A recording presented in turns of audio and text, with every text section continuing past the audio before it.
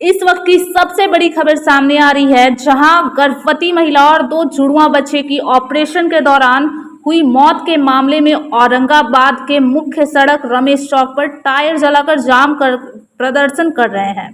पूरा मामला औरंगाबाद में 31 अगस्त को डॉक्टर लालसा सिन्हा के क्लिनिक में गर्भवती महिला और 2 जुड़वा बच्चे की ऑपरेशन के दौरान हुई मौत से संबंधित है।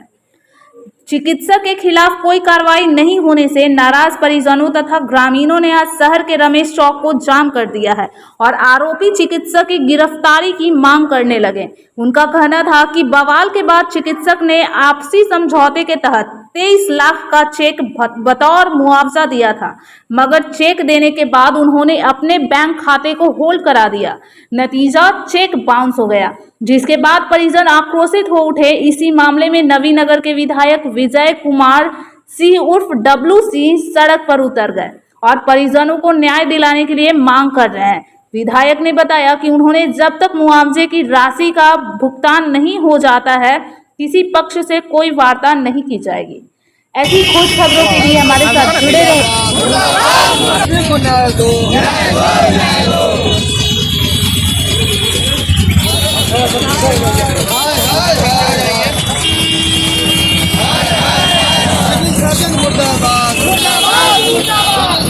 को मैडम साहिबा ने फ्रीज करवा दी है, जिससे वो चेक भंज नहीं रहा है।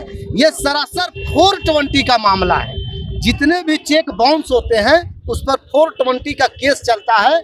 हम चाहेंगे, जिला प्रशासन से मांग करेंगे कि डॉक्टर साहिबा के ऊपर भी 420 का केस करें और उनके निजी क्लिनिक को बंद कराएं। कभी यह राइट नहीं है कि जो सीएस हो वो प्राइवेट क्लिनिक चलाए, वो अवैध क्लिनिक है। सबसे पहले जिला प्रशासन उस अवैध क्लिनिक को बंद कराए।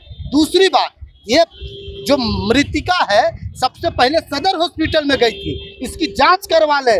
यह ऑपरेशन के नाम पर सदर हॉस्पिटल के एजेंट द्वारा अपने प्राइवेट क्लिनिक में उसको ले जाती है और ऑपरेशन के नाम पर गाढ़ी पैसा की मांग करती है और लगभग 40,000 रुपया ऑपरेशन से पहले जमा भी करवा लेती है, जो रिटर्न में भी है। हम लोग वहां पर सारे स्टाफ भी बताएंगे, सीसीटीवी भी उसको खंगाला जा सकता है। इसलिए ये घोर लापरवाही से पूनम देवी की मौत हुई है, तो जिला प्रशासन उसके ऊपर एफआईआर करे, सिविल सर्जन होने के नाते प्राइवेट क्लिनिक बंद करे, मृतका के परिजनों को हर संभव न्याय दे। यही जिला प्रशासन से हम लोग मांग करें कि प्राइवेट क्लिनिक में एक जच्चा और बच्चा वो भी जुड़वा, तीनों की डेथ हो जाती है ऑपरेशन थिएटर में। डेथ होने के बाद उस पे ये अपना पट्टी साट के बाहर में परिजन को ये कह देती है कि बहुत सीरियस है, अब इसको रेफर किया जाएगा पटना नहीं तो जमुहार। ये कह के पेशेंट को स्ट्रेचर पे डाल के और गेट के बाहर कर दिया जाता है। जब परिजन वहाँ पे पहुँच के देखते हैं कि पेशेंट का हालत कुछ नहीं है, वो चेक करते हैं तो देखते हैं कि पेट काटा हुआ है, स्टिच लगा हुआ है और उस पे बैंडेड साटा हुआ है। और वो लोग पल्स देखते हैं तो मालूम होता है कि बच्चा जच्चा सब कोई एक्सपायर कर चुका है। बहुत उस समय में बवाल होता है, प्रेस के भी लोग थे वहाँ पे और बीच में बैठ के हम लोगों को बुला के एक बात तय ये होती है कि मैडम अपने से ये कहती है कि हम लोगों के नेग्लिजेंसी के चलते ये डेथ हुआ है, तो उसमें परिजनों को मुआवजा देने की बात की। तो उसमें 24 लाख पे बात फाइनल हुआ। 1 लाख रुपए मैडम ने कैश दिया, डॉक्टर साहिबा ने कैश दिया और 23 लाख का चेक दिया। और चेक मिलने के बाद जब चेक का भंजाने की बारी आई तो उन्होंने उस अकाउंट को ही फ्रीज करा दिया। ये वो चेक है, ये वो चेक है।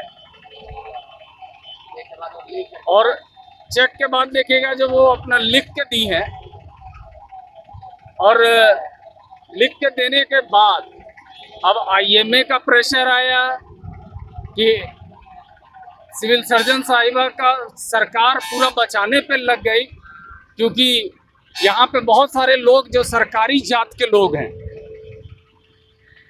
क्योंकि मैडम भी सरकारी ही जात की हैं, और यहाँ पे बैठे हुए सबसे उच्च पदाधिकारी हैं वो भी सरकारी हैं। मैं स्वयं जब गया था डीएम साहब से बात करने तो उन्होंने कहा कि मैं सरकारी कंपनसेशन मैडम से मैं दिलवा देता हूँ।